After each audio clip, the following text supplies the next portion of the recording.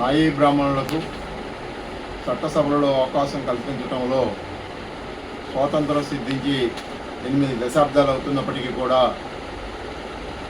Assembly మెట్లు కూడా ఉన్నటువంటి నాయీ బ్రాహ్మణుల దుస్థితి దయనీయ పరిస్థితిగా ఉంది. నాయీ బ్రాహ్మణుల సమస్యలు ఏమైనా చెప్పుకోవడం కోసం ఒక ప్రతినిధి లేకపోవడం వల్ల సమస్యలన్నీ కూడా పేరుకుపోయి ఉన్నాయి. ఈ రోజున శ్రీ ధన్వంతరి జయంతి ఉత్సవాలను రాష్ట్ర ప్రభుత్వము అధికారికంగా నిర్వహించాలని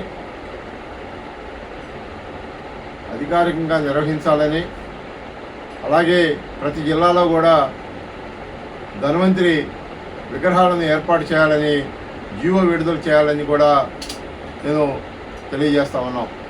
అలాగే నాయీ బ్రాహ్మణుల క్షౌర వృత్తి సంక్షోభంలోకి నెట్టివేయబడింది. కార్పొరేట్ శక్తుల వలన ఈరోజు నాయీ బ్రాహ్మణుల యొక్క కొట్టగొడుతున్నటువంటి పరిస్థితి. కాబట్టి నాయీ బ్రాహ్మణ వృత్తిదారులకు పేటెంట్ హక్కు కల్పించాలని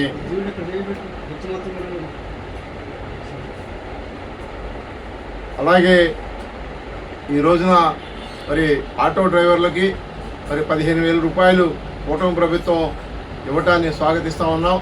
అదేవిధంగా నాయీ బ్రాహ్మణ వృత్తిదారులకు కూడా ఆర్థికంగా సహాయం అందించాలని ఈరోజు జరిగిన నాయీ బ్రాహ్మణ జేఏసీ సమావేశంలో తీర్మానించడమైంది.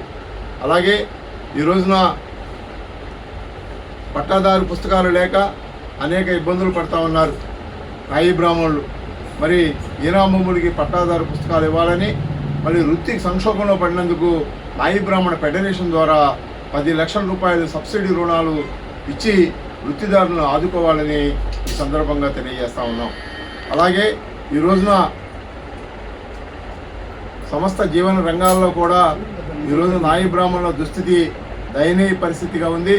కాబట్టి ప్రభుత్వం, ఈ కూటమి ప్రభుత్వం తప్పకుండా ఆదుకుంటుందని చెప్పి ఆశాభావాన్ని వ్యక్తం చేస్తూ ఉన్నాం. వాయిద్య కళాకారులకి మరి 3 ప్రాంతాలకి 3 సంగీత పాఠశాలలు ఏర్పాటు చేయాలని, అలాగే రాష్ట్ర వ్యాప్తంగా నాయీ బ్రాహ్మణులకు ఉన్నటువంటి కార్యకలాపాలు నిర్వహించుకోవడం కోసం మరి రాజధాని పరిధిలో 5 ఎకరాల భూమిని ఏర్పాటు చేయాలని, పోలీస్ డిపార్ట్మెంట్లో దేవాదాయ శాఖల్లో పనిచేస్తున్నటువంటి బార్బర్ పోస్టులను పర్మనెంట్ చేయాలని మరి కోరుతా ఉన్నాం. ఈ సందర్భంగా ఈరోజు జరిగినటువంటి సమావేశంలో మరి కొండూరు అంకమ్మరావు గారి అధ్యక్షతన జరిగింది.